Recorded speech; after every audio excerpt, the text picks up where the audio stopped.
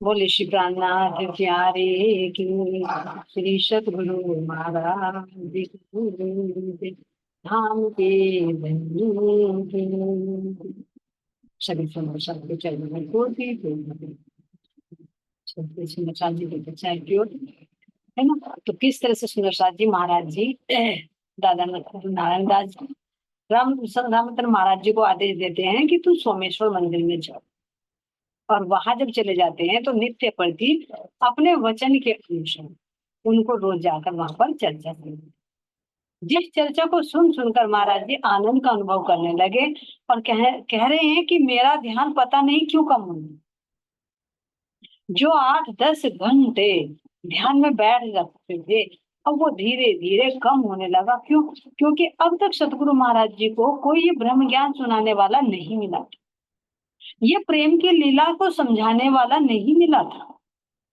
ये कैसे सुंदर शादी प्रेम की लीला असर करती है। देखो पहले जब आता है सुखदेव मुनि से संबंधित भी आता है कि वो पहले ध्यान करते थे बहुत ध्यान, है ना। लेकिन धीरे धीरे धीरे धीरे जैसे उन्हें श्री कृष्ण की लीलाओं का पता चला तो उन्होंने पहले कहा कि भाई कृष्ण की भक्ति मेरे बस की बात नहीं, कि कौन उनको माखन चाहिए मिश्री चाहिए कहाँ से दूंगा मैं वैरागी सन्यासी कैसे दूंगा, मेरे पास तो कुछ भी नहीं। फिर उन्होंने कहा कि नहीं नहीं, तुम्हें जो है ना तुम्हें जो गृहस्थी होते हैं उनसे मांगते हैं, जो विरक्ति होते हैं उनसे तो हृदय का प्रेम मांगते हैं बस केवल, उन्हें वो नहीं चाहिए, उन्हें तो हृदय रूपी मांगना चाहिए। तो जब उन्होंने धीरे धीरे जैसे ही उन्होंने श्री कृष्ण की लीला सुननी शुरू करी भागवत सुनी तो उनके अंदर वो प्रेम बढ़ने लगा। फिर वो सुनने की समाधि नहीं लगा पाए। ये है सुंदर साथ जी श्री कृष्ण की लीला में। ऐसे ही देखो उद्धव जी को, देखो जब उद्धव आए थे गोपियों के पास में संदेश लेकर आए, है ना। उन्होंने भी क्या क्या कहा था कि भाई वो तो श्री कृष्ण है ना, वो तो मथुरा चला गए और तुम ऐसा करो उसके विरह में मत रहो, तुम शून्य निराकार का ध्यान करके समाधि ला दो, अपनी सुरता को कैसे चला। तो उन्होंने क्या कह दिया, क्योंकि उन्होंने प्रेम की लीला का रसपान किया था। तो फिर उन्होंने क्या कह दिया कि तू अपने वचन अपने आप ले जा, हमें नहीं चाहिए शून्य निराकार का ध्यान। वो कृष्ण जो है ना जिसके पास है तो है, वो भी तेरा होगा, हमारा तो हमारे पास है। हमारे पास एक दो दिन नहीं केवल एक ही है, वो ही हमारा कान्हा के पास में है, हम कहाँ से किसी और को देते। तो ये देखे सुंदर साथ जी शंकराचार्य जी भी देखो कितने बड़े हुए हैं। उनका भी वर्णन आता है राम तुलसीदास जी की जो रामायण है शायद उसमें भी आता है कि पहले वे भी शून्य की समाधि लगाते थे, लेकिन जैसे ही उन्होंने श्री कृष्ण की लीलाएं सुनी शून्य समाधि को छोड़कर श्री कृष्ण की बाल लीलाओं में प्रेम रस में डूब गए, ओत हो गए। ये असर है इनकी बाल लीलाओं पर। क्यों है ऐसा, क्यों है? क्योंकि ये प्रेम की लीला है। किसकी लीला? उस अक्षरातीत की अपने गुनाहों के साथ प्रेम, जो प्रेम त्रिगुण के पास है ही नहीं। सुख व्यास के भागवत में प्रेम ना त्रिगुण पास और प्रेम बसे ब्रह्म सृष्टि में जो खेले स्वरूप ब्रज और, क्योंकि धामधनी की लीला है, अक्षरातीत की लीला है, तो उनकी लीला किसे पसंद नहीं आई। और जबकि प्रेम और प्रेम संसार में है ही नहीं। तो ऐसी प्रेम भरी लीलाओं को सुनकर भला कोई कहेगा कि भाई मैं ध्यान सुनने में लगाऊं? सुनने में जाओगे तो भी सुनने में वही नहीं आएगा। तो इसीलिए सुंदर साथ जी यहाँ अब जब सतगुरु महाराज जी के मुखार बिंद से वाणी सुननी शुरू करी तो महाराज जी कह रहे हैं कि मेरा ध्यान कम हो गया और जो सतगुरु का ज्ञान था वो धीरे धीरे मेरे अंदर उतरता चला गया, उन्हीं शब्दों का ध्यान होने लगा, उन्हीं शब्दों का। तो कह रहे हैं परिवर्तन विचार में ऐसा आया और बात हो गई, हम अब हम लगे और ही बनने, बातें पिछली सब खोई गई। परिवर्तन विचार में ऐसा आया, हमारी तो बात ही और, क्योंकि अब तक ध्यानी थे लेकिन अब प्रेमी नहीं। ये प्रेम की बात है ना। परिवर्तन आएगा, क्यों नहीं आएगा, यहाँ पर भी आया।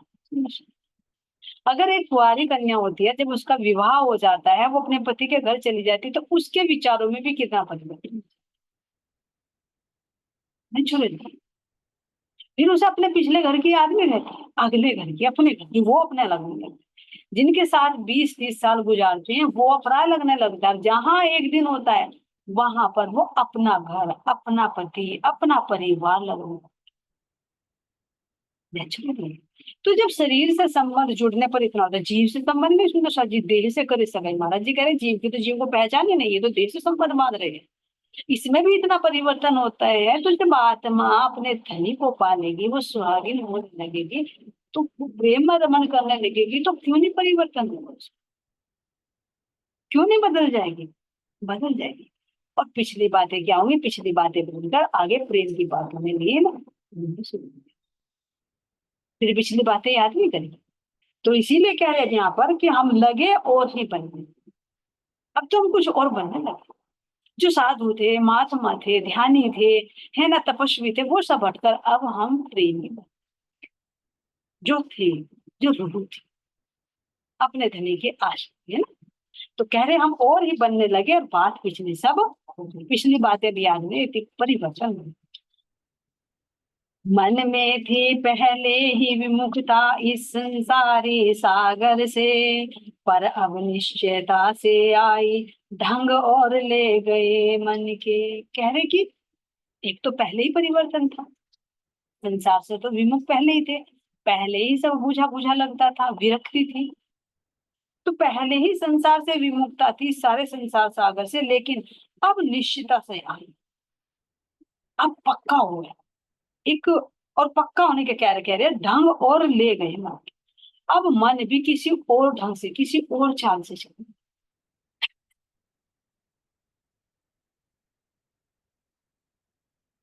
तो अब सुंदर सा जी एक विचार देखिए, क्यों कह रहे हैं कि अब निश्चयता आई, यानी पक्के रूप से हो गई। एक पहले तो वैराग्य था महाराज जी, संसार से विमुक्ता थी, छोड़ कर चले गए थे, घर हो, परिवार हो, शरीर हो, कुछ नहीं। तो इन सबको छोड़कर ध्यान लगा रहे थे, सुन, और लग रहा था कि संसार कुछ नहीं ऐसा है। लेकिन अब स्वामी नारायण दास जी के मुखार बिंद से जब हद की, बेहद की, परम धाम की बातें सुन रहे हैं, और सुनकर देख रहे हैं, अरे ये संसार तो सपना है,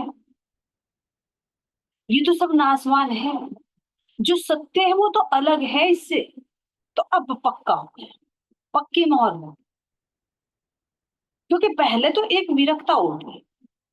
मान लीजिए, सब प्रैक्टिकल में ही देखिए, मान लीजिए अगर मैं यहाँ पर हूँ, नींद में हूँ, सपना देख रही हूँ, और सपने में किसी से मेरी अनबन हो जाए, तो एक अंदर में ये होगा कि वैराग्य हो गया, हो गया वैराग्य। लेकिन वो सौपन में तो वैराग्य हो रहा है, अभी वो झूठ झूठ नहीं लगा, अभी वो सपना सपना नहीं लगा। सपने के अंदर ही वैराग्य हो रहा कि हाँ ये सब कुछ छूटे, लेकिन फिर भी एक चीज बची हुई है, थोड़ा सा सोचो, जो अज्ञान है। पता नहीं कि जिससे तुझे वैराग्य हो रहा है सब कुछ मिटने वाला है, और जब ये मिटने वाला है, ये झूठ है, तो सत्य कहाँ पर है? उस सत्य का जब तक नहीं पता, तब तक थोड़ी सी अज्ञानता है। तो अभी तक महाराज जी को बेहद की बातें तो कोई बताने वाला नहीं मिला।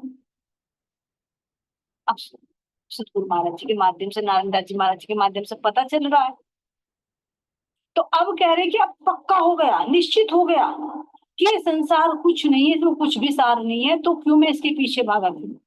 हालांकि पहले ही छोड़ रखा था, लेकिन अब निश्चितता इसलिए आ गई क्योंकि इस झूठे से जो अलग सत्य वस्तु है, जो अखंड है, जो बेहद है, जो अक्षरातीत है, उसका भी पता चलने लगा। और ये झूठ अब झूठ दिखाई देने लगा, तो पक्की मोहर। विमुख तो पहले थे, लेकिन जब तक उस सत्य का नहीं पता था, उस अखंड भूमि का नहीं पता था, तो जब तक थोड़ा सा इसमें कह रहे कि इसमें था, यही था कि अज्ञानता थी, बस ये। तो इसीलिए महाराज जी यहाँ पर कह रहे हैं कि अब निश्चयता से, पक्के दृढ़ता से आ गया कि वास्तव में ये सब झूठ है, और सत्य केवल हमारा परम है। अब मन भी उसी की तरफ को खिसकने लगा। यहाँ के नजारे नहीं, परम धाम के नजारे, यहाँ की लीलाएं नहीं, यहाँ के कर्म नहीं, परम धाम की अपनी लीलाएं, ब्रजराज की अपनी लीलाएं, बेहद में होने वाली लीलाएं, उनकी तरफ को मन खींचने लगा, जो सुनने में समाधि लगा। कुछ दिन के पश्चात उन्होंने कुछ ऐसा व्यवहार किया क्या बताए कुछ कहा न जाता, कितना हमको प्रेम किया। अब कह रहे कि ऐसे बात होती चली गई, है ना। तो एक दिन क्या कह रही है, कुछ दिन के पश्चात, क्योंकि जब सतगुरु देते हैं और आत्मा लेती है तो धीरे धीरे धीरे धीरे प्रेम बढ़ता है। अब सतगुरु महाराज जी को, गुरु महाराज जी की बातें अच्छी लगने लगी, उनमें रमण होने लगा। तो अब क्यों नहीं हृदय से वो प्रेम निकल कर आएगा। जब धनी देख रही है मेरी रूह मेरी ही पता चल रही है, जैसे मैं कह रहा हूँ ऐसे ही चल रही है, तो फिर वो लाड़ क्यों नहीं लड़ाएंगे। पहले ज्ञान देंगे उसके बाद लाड़। तो कह रहे कि कुछ दिनों के पश्चात उन्होंने ऐसा व्यवहार किया, क्या बताए कुछ कहा ना जाता, कितना हमको प्रेम प्रेम। जब सतगुरु का प्रेम मिलता है ना, तो सही पूछे ना, बिना पढ़े बिना ध्यान किए सब कुछ नजर आता है। सतगुरु का प्रेम, धाम धनी का प्रेम खोल देवे सब द्वार। सब कुछ देखो, धाम का दरवाजे भी प्रेम से खुलते हैं। लेकिन कब, जब सतगुरु का, जब धाम धनी का प्रेम मिले।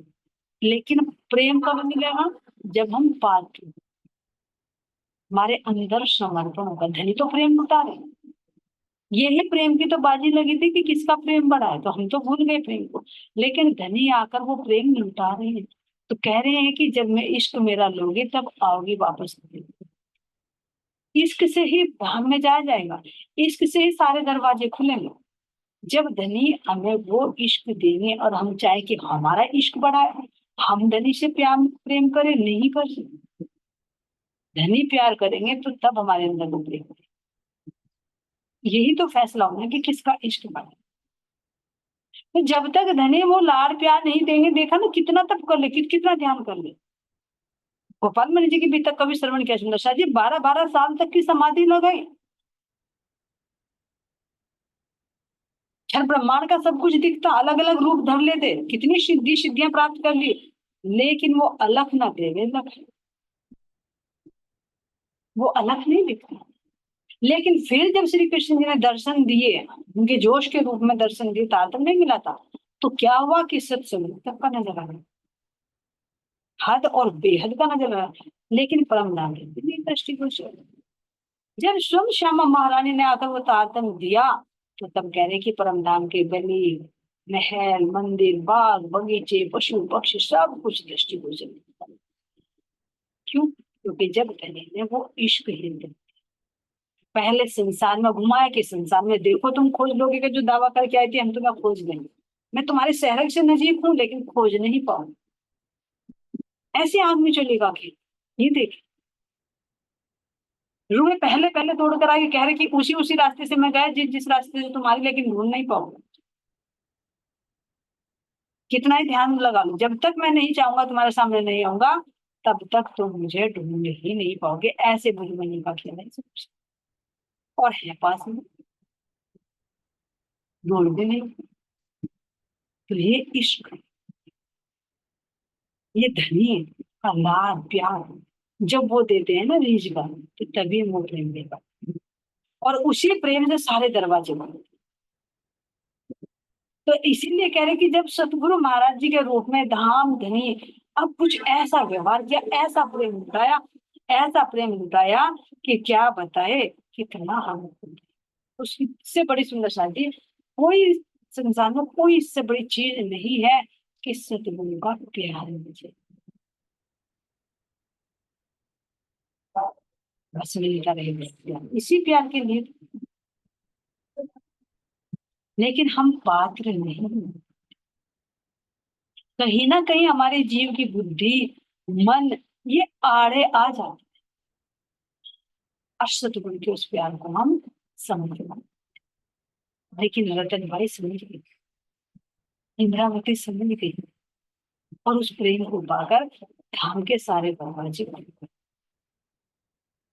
अब कह रहे हैं यहाँ पर, क्या इनके इस दुलार ने हम पर वह जादू का काम किया, संजीवनी बूटी सी देकर आत्मा को आराम दिया। अब कह रहे कि सतगुरु के उस दुलार में, उस लाड़ में, उस प्यार में कौन दे दे तुम्हें साथी, ये धाम देने ही दे। सतगुरु के रूप में धाम देने ही लाड़ कर रहे हैं अपनी रूह से, कि मेरी रूह बहुत लंबी मंजिल पार करके आई है, बहुत खोजती थक गई है ना। अब जिस प्यार के लिए वो तड़फ रही थी, अब वो प्यार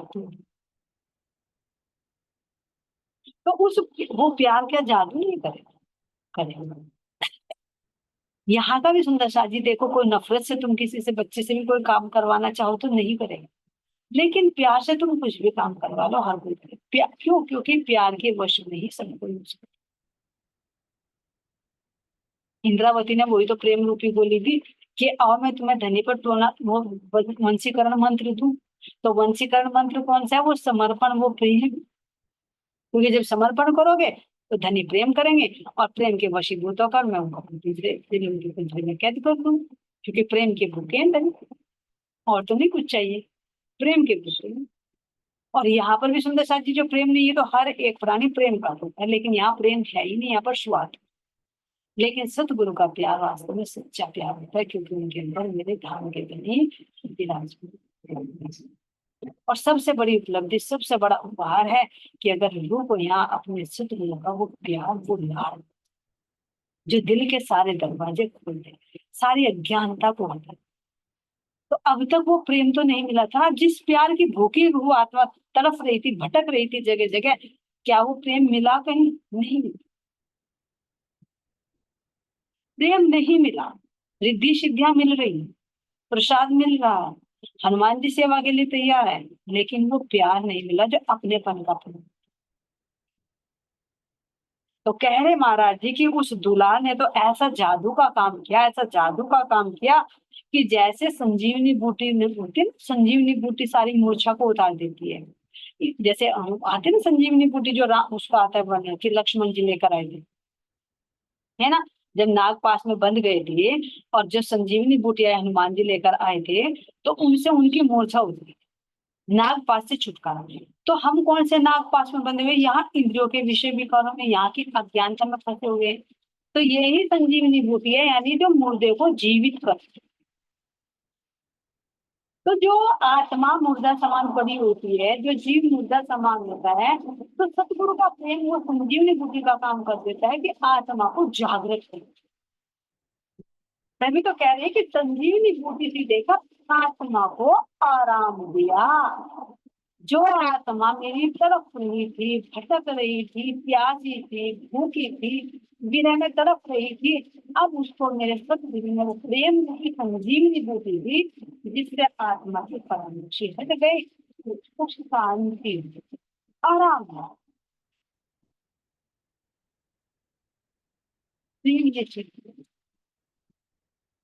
देखा, इतना प्रभाव होता है, इतना प्रभाव होता है प्रेम का, जो नकली भी हो। यहाँ मीठी बात, यहाँ तो स्वाद की बात है। अगर एक असली माँ है और एक दूसरी सोती, अगर असली माँ अपने बच्चे को सुधारने के लिए मारती हो, पीटती हो, डांटती हो, उसकी भाषा में कठोरता, है ना, और दूसरी सोतेली माँ भले उसका बुरा चाह रही है, वो मीठी मीठी बातों में खो जाए और बता दे कि वो तो जो मारती रहती है, वो तो वो करती है, तो उसका दिल किधर को खींचेगा? ये सोच, उसका दिल किधर को खींचेगा? वो अपनी असली माँ से नफरत होने लगेगी, और वो जो झूठ बोल बोल कर उसमें जगाना चाह रही, उसके बाद होगा फिर होगा बात में मिठास है।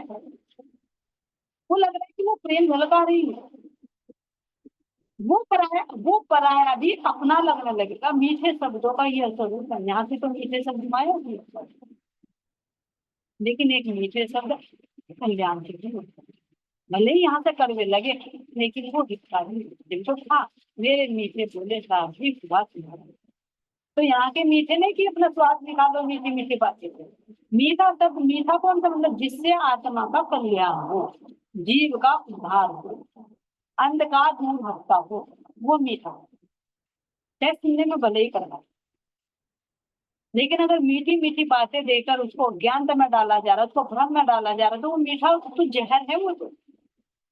वो लग रहा है मीठा, लेकिन वो मीठे के साथ में पीछे क्या है, उसमें जहर मिला हुआ है।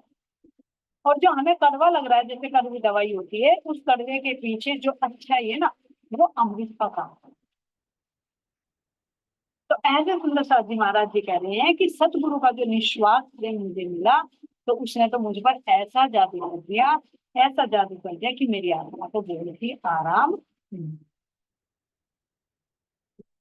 मौजों के दरवाजे खुल गए, हक और ही बह निकली, उपवन भरा हुआ कुछ ऐसा, खिली हृदय की कली।